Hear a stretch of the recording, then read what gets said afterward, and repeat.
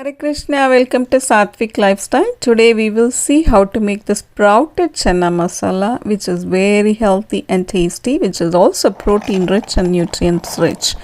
So for this I have taken a cup of chana dal, soaked it and sprouted it. And on the tawa I kept 1 spoon oil and put tadka and then fried this ginger and tomatoes until it gets mushy, that's mashed consistency, and cooked. On the side I pressure cooked the chana dal and then put it on the tawa as well along with the tomatoes, so it gets fried little bit and doesn't get the raw smell and the raw taste, and it's all cooked now thoroughly. Now I've taken a portion of this cooked mixture and then put it in the food processor and grind it for a while, so it's not whole, and it is mashed a little bit so that you get like a masala paste kind of stuff. When you eat with chapati and puri, it will be really tasty. So just to get that consistency, I am putting in the food processor so it doesn't grind like a paste or a Gerber food like a baby food or something. But in between you get the crunchiness with this chana. In between you get it, the whole chana. So now the base is ready. Now I'm adding a spoon of salt. You can add according to your level, and adding the turmeric powder. Now I'm adding the cumin powder, turmeric powder, ginger, and then I also add this chili powder. Chili powder is not very spicy here, but for color and a little bit spiciness, I am adding the chili powder. Otherwise, the chana masala itself is sufficient enough. Now I have cooked thoroughly until the mixture is ready to serve kind of consistency. This is not very liquidy or not very too dry, it's in between, so we can eat with the roti, chapati, and puri. Also you can eat with the biryani. Now I am adding this garam masala. I have this tea masala, which I always use it instead of garam masala, which gives a different taste. I can also use that tea masala for Chinese fried rice and other things too. So it gets cooked. Now you can see it's very colorful. Now it's ready to be served, and you get the Punjabi style, daba style chana masala in a very, very small amount of time, easy for preparation. The cook time here is just to cook the chana, otherwise it's all very quick and easy. So instead of tea masala, if you have this ready-made chana masala, you can also add that. It will be very tasty as well. You can add these kind of masalas. Main ingredients for chana masala is the spices.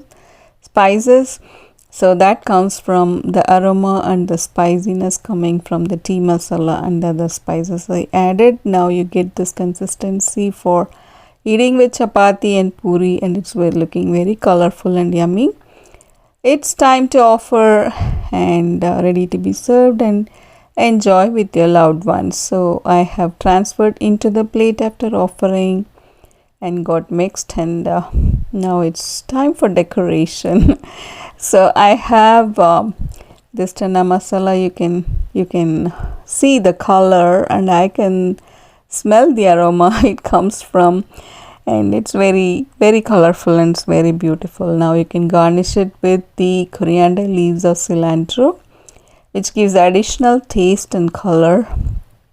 So the orange and the green goes together along with the spices and smell and aroma. Oh, it's ecstatic. You can't believe it if you eat it with roti or biryani or whatever you like. Even you can eat with white rice. It's not that bad, but it'll be good with chapati, roti, and puri, and also the biryani or vegetable pulao, those kind of items. So that's it.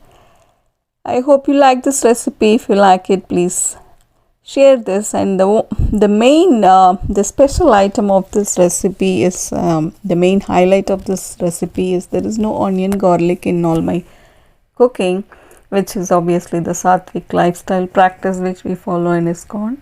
And this is special. No onion, no garlic is added, and you can imagine the taste is going to be very special.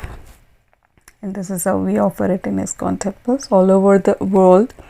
If you happen to be in a city where there is an ISKCON center, or if you visit any places where there is an ISKCON center, please don't forget or try to attend this Sunday feast programs wherever you visit.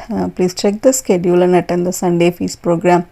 You will really like it, and especially the food items they serve is going to be, you know, very sumptuous vegetarian prasadam, which I can tell you, guarantee, because this is one of the main things which the ISKCON founder Srila Prabhupada encourages in all over ISKCON throughout the world. So they will have the Sunday feast program where there is a sumptuous vegetarian prasadam distributed for the devotees who attends the program, and you can enjoy the whole event, that is dancing, kirtan, and discourses about Bhagavad Gita, and at the end they will give this feast, which is a very special one. Hope you get to enjoy this.